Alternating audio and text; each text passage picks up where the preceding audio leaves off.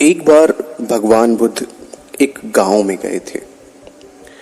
एक अंधे आदमी को कुछ लोग उनके पास लाए और उन मित्रों ने कहा कि यह आदमी अंधा है और हम इसके परम मित्र हैं और हम इसे सब भांति समझाने की कोशिश करते हैं कि प्रकाश है, लेकिन यह मानने को राजी नहीं होता और इसकी दलीलें ऐसी हैं कि हम हार जाते हैं। और हम जानते हैं कि प्रकाश है, हमें देखते हुए हारना पड़ जाता है। यह आदमी हमसे कहता है, मैं प्रकाश को छूकर देखना चाहता हूं, अब हम प्रकाश का स्पर्श कैसे कराएं? यह आदमी कहता है, छोड़ो, स्पर्श ना हो सके तो मैं सुनकर देखना चाहता हूं, मेरे पास कान है, तुम प्रकाश में आवाज करो, मैं सुन लूं। छोड़ो, यह भी ना हो सके तो मैं स्वाद लेकर देख लूं, या प्रकाश में कोई गंध हो तो गंध लेकर देख लूं। कोई उपाय नहीं है। प्रकाश तो आंख से देखा जा सकता है और आंख इसके पास है नहीं। और यह आदमी यह कहता है कि तुम फिजूल में ही मुझे अंधा सिद्ध करने को प्रकाश की बातें करते हो। तुम भी अंधे मालूम होते हो। प्रकाश की इजात तुमने मुझे अंधा बताने के लिए तय कर ली है। तो हमने सोचा, आप इस गांव में आए हैं, शायद आप इसको समझा सकें। बुद्ध ने कहा कि मैं इसे समझाने के पागलपन में नहीं पड़ूंगा। आदमी की आज तक मुसीबत ही उन लोगों ने की है जिन लोगों ने आदमी को ऐसी बातें समझाने की कोशिश की है जो उनको दिखाई नहीं पड़ती। मनुष्य के ऊपर उपदेशक बड़ी महामारी सिद्ध हुआ है। वे ऐसी बातें समझाता है जो उसको दिखाई नहीं पड़ती।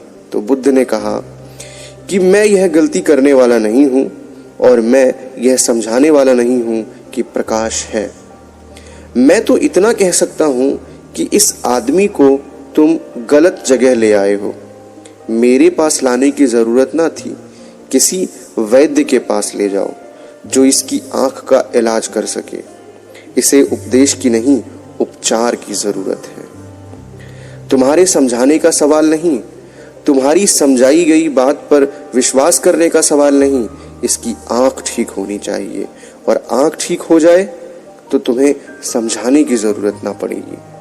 यह खुद ही देख सकेगा, खुद ही जान सकेगा। उनको बात ठीक लगी। अब बुद्ध ने कहा है कि मैं तो धर्म को उपदेश नहीं मानता हूं, उपचार मानता हूं, तो इसे ले जाओ। वे उस को ले गए और भाग्य की बात थी कि वह अंधा कुछ महीनों के इलाज से ठीक भी हो गया। बुद्ध तो दूसरे गांव में चले गए थे।